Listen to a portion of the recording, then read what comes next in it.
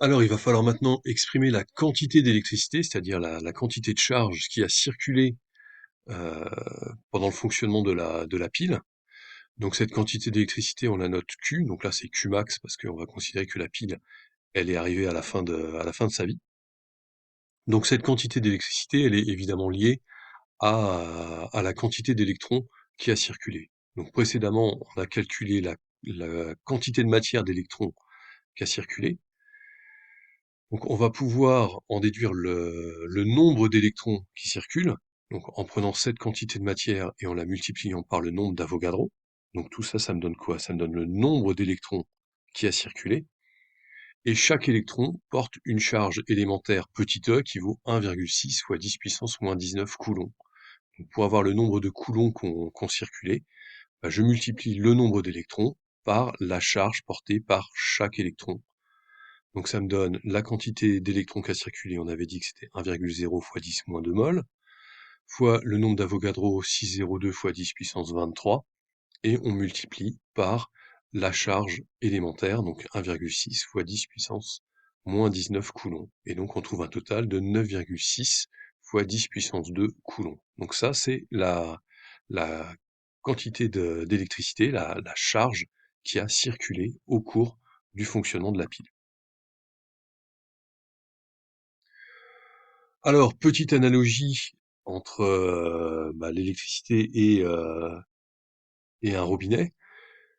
Donc, on a un robinet qui laisse couler de l'eau avec un certain débit. Donc, ce débit, là, on nous dit, il est de 5 litres par minute.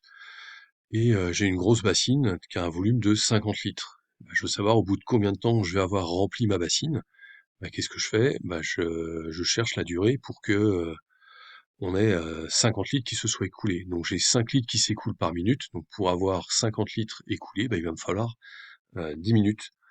Donc j'en déduis quoi? J'en déduis que le volume d'eau qui s'écoule de mon robinet, c'est le débit multiplié par la durée pendant laquelle mon robinet reste ouvert. Donc en électricité, bah, c'est exactement la même chose. Donc l'intensité du courant, c'est le débit de charge.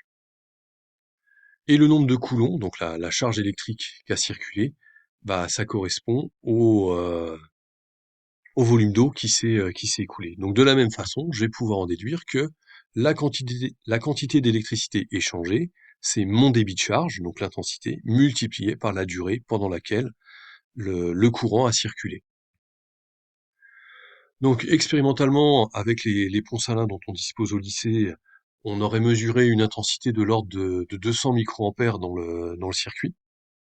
Donc on va pouvoir calculer la durée de vie de la pile. Donc la quantité d'électricité maximale échangée, on vient de dire, c'est I fois delta T. Et moi là, ce que je cherche, c'est le delta T. Donc Qmax, on l'a calculé précédemment. I, on le mesure expérimentalement.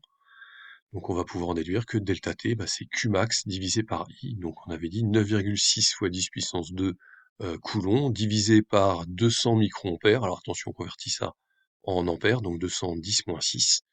Et donc ça nous donne 4,8 fois 10 puissance 6 secondes, ce qui fait 1300 heures, soit environ une cinquantaine de jours.